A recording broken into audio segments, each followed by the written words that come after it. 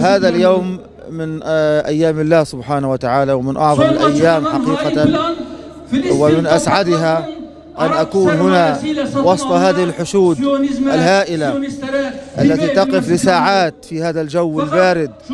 من أجل أن توصل صوتها إلى فلسطين وإلى الشعب الفلسطيني المجاهد، وتوصل صوتها إلى الذين يريدون أن يسرقوا فلسطين ويسرقوا القدس من أهلها ومن المسلمين. هذه المظاهرة لها تأثير كبير حقيقة، ونحن كشعب فلسطيني نتطلع إلى كل الشعوب المسلمة إلى أن يحذو حذو الشعب هنا في ديار بكر والشعب في كل أنحاء تركيا، هذه البلاد الطيبة العظيمة التي تقف اليوم في الميادين في ديار بكر، في اسكشهير، في اسطنبول.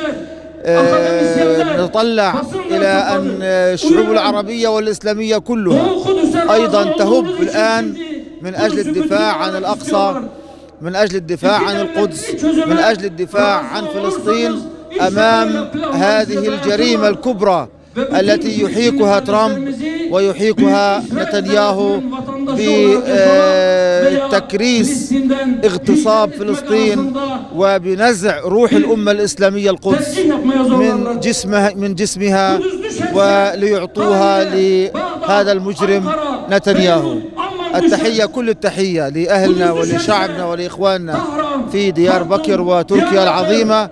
التحية لكل الأمة الإسلامية، ونحن على العهد باقون، وإن شاء الله لن نخذل أمتنا، وسنظل صامدين على أرضنا فلسطين حتى يأتي التحرير، والتحرير قريب قريب بإذن الله. اليوم ينتفض المسلمون في مواجهة صفقة القرن من أجل التعبير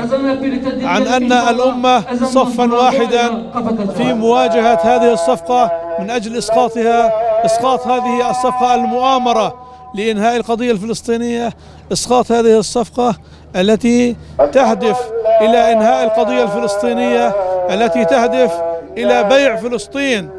ونقول أن فلسطين ليست للبيع والقدس ليست للبيع، والأمة تعبر هنا في ديار بكر وفي كل مكان، والشعب الفلسطيني يعبر ويرسل رسالة أنه يقف صفا واحدا مع الشعب الفلسطيني من أجل تحرير القدس ومن أجل تحرير فلسطين بإذن الله سبحانه وتعالى. جئنا إلى هنا اليوم للمشاركة مع الشعب التركي في ديار بكر في هذه الفعالية الكبيرة العظيمة، من أجل أن نقول لترامب ونتنياهو أنه لا صفقة للقرن، بل هي جريمة لهذا القرن، ولن تمر هذه الجريمة وسوف تحاسبون عليها يوما من الأيام. جئنا لكي نقف مع شعب تركيا العظيم الذي قف هو ورئيسه رجب طيب أردوغان اليوم في وجه هذا الصلف الصهيوني والصلف الأمريكي على مستوى العالم أجمع. ولن تحل قضية فلسطين إلا باجتماع الأمة الإسلامية كلها، لأن الله عز وجل يقول